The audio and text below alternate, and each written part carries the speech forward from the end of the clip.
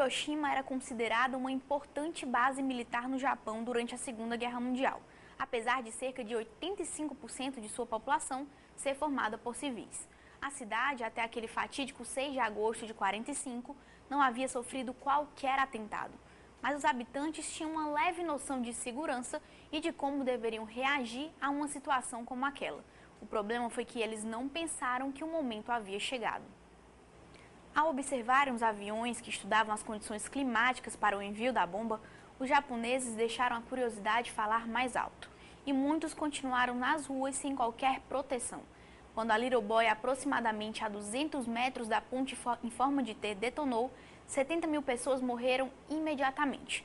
O maior número de mortes provocadas pelo uso de uma só arma até hoje.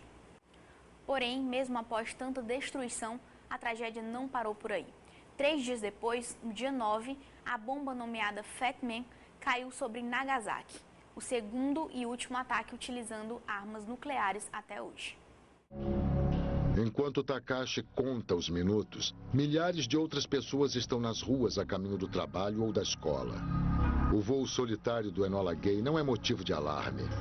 A visão não se parece em nada com os esquadrões de bombardeiros que as pessoas se acostumaram a temer. As pessoas acharam que era um avião meteorológico. Em vez de fazer o que os cientistas previram que todos fariam, em vez de fugirem para os abrigos onde estariam a salvo dos efeitos da explosão, foram para as ruas olhar.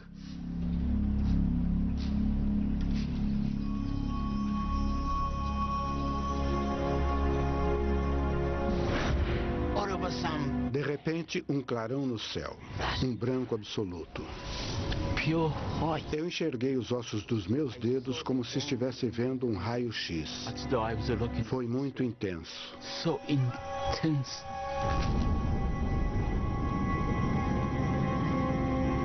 Essas são as únicas imagens feitas para registrar essa explosão atômica.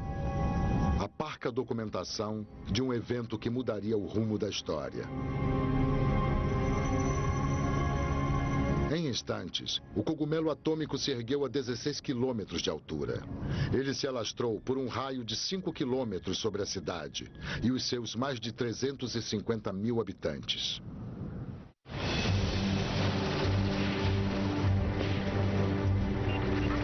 Os Estados Unidos estavam na guerra havia 4 anos e o país perdera mais de 100 mil soldados apenas no fronte do Pacífico. Apesar de já terem perdido mais de 1 milhão de homens, os japoneses continuavam a lutar. Alguns analistas temiam que se o conflito continuasse, outras milhões de vidas se perderiam dos dois lados. Vimos então a bomba atômica como uma possibilidade de chocá-los ao ponto de levar à rendição.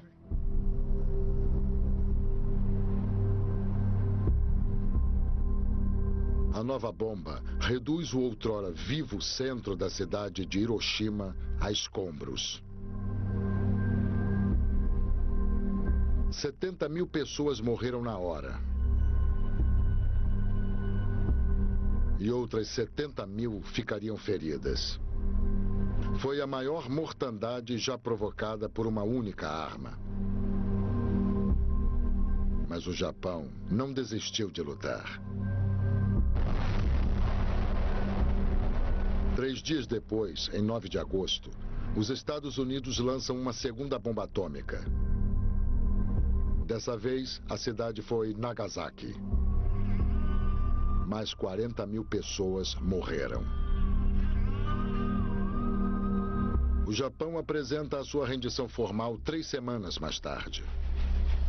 A guerra mais sangrenta já vista no mundo finalmente está terminada. Quando os americanos pensam em Hiroshima, a narrativa cessa depois que o cogumelo atômico toma conta do céu e o Enola Gay inicia sua volta para casa. Já para os japoneses, é nesse momento que a narrativa começa. Poucas semanas depois da rendição japonesa, o presidente Truman solicita um relatório sobre os danos físicos e fisiológicos provocados pela nova arma. Centenas de cientistas, engenheiros e militares são recrutados para a tarefa. Junto com as tropas de ocupação, Equipes investigativas desembarcam em Hiroshima. Trabalhando com cientistas japoneses, elas passarão 10 semanas no meio das ruínas recolhendo informações. A fim de compreender melhor o poder devastador da bomba, os analistas separam os 3 principais efeitos da explosão atômica. No momento da detonação, uma explosão de energia é liberada num volume pequeno de ar. Isso cria uma bola de fogo branca e brilhante, mais quente que a superfície do Sol.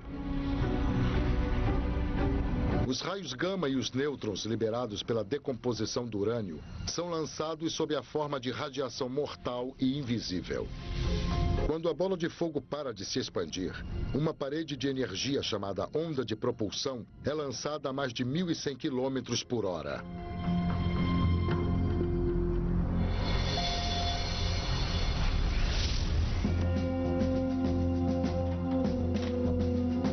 Em seu relatório, os cientistas descreveram os efeitos do primeiro estágio da explosão. Um relâmpago de calor.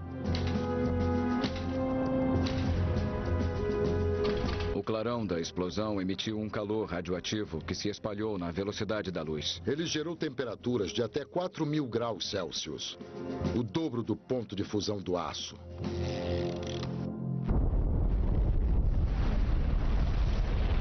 Como há poucos registros em filme da explosão de Hiroshima, os cientistas recorrem aos dados de testes atômicos para calcular a intensidade do calor. Quando a arma é detonada, uma quantidade imensa de energia é gerada num espaço curto de tempo. E uma boa quantidade de energia é liberada simplesmente em forma de luz e calor. A temperatura se eleva muito, podendo chegar às dezenas de milhões de graus. É como se alguém pudesse pegar o núcleo do Sol, trazê-lo para a atmosfera e deixá-lo liberar sua energia. Uma energia que tem poder letal instantâneo quando liberada sobre seres humanos. Se a sua pele é iluminada pelo clarão, é simplesmente carbonizada. No caso das pessoas que estavam próximas o suficiente para receber doses mais altas de luz e calor, elas deixaram de existir como seres vivos, provavelmente antes que tenham podido se dar conta do que estava acontecendo.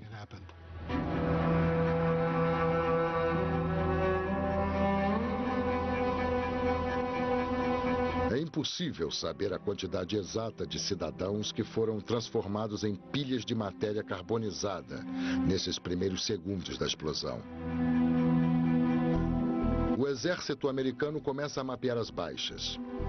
Num raio de 250 metros do ponto da explosão, quase ninguém sobreviveu. Algumas pessoas expostas diretamente aos raios da bola de fogo pareceram se desintegrar completamente.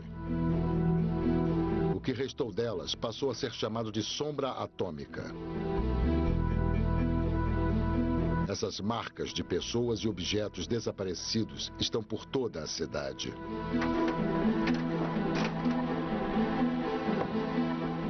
O que ocorreu foi que a luz da bola de fogo bateu no chão e fez o concreto escurecer.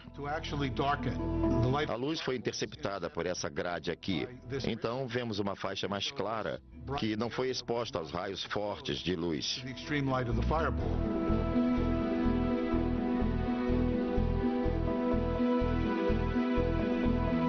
As sombras atômicas forneceram elementos aos cientistas para analisar o local da explosão. Graças a elas, foi possível medir a direção e a altura da explosão nuclear. Porque, traçando linhas de prumo, você conseguia apontar a localização da explosão nuclear.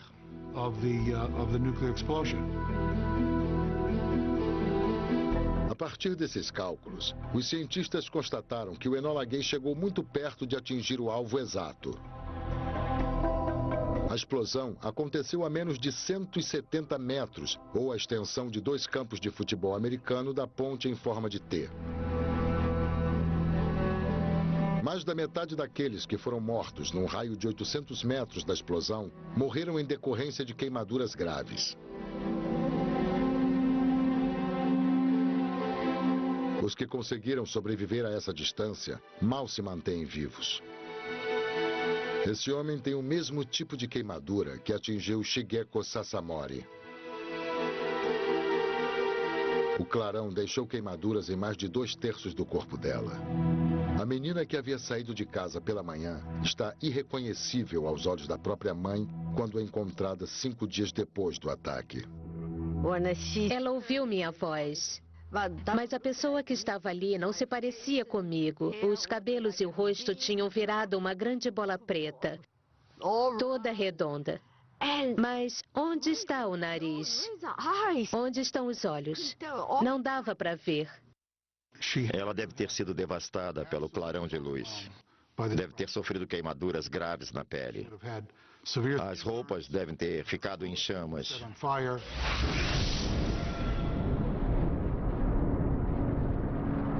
A essa distância, ela foi submetida a condições muito extremas. E eu acho impressionante que tenha conseguido sobreviver. Talvez haja uma explicação para o fato de Shigeko ter sobrevivido. Naquela manhã, ela estava usando 2 calças por estar sonolenta demais para trocar o pijama quando foi chamada pela mãe. Com certeza, a calça que estava por fora ficou em chamas e a outra calça protegeu a pele dela. Foi isso que salvou a vida dela.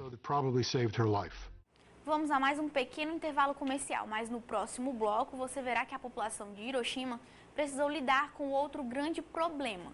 Com a explosão da bomba nuclear, os inúmeros incêndios tomaram conta da cidade. Espero você!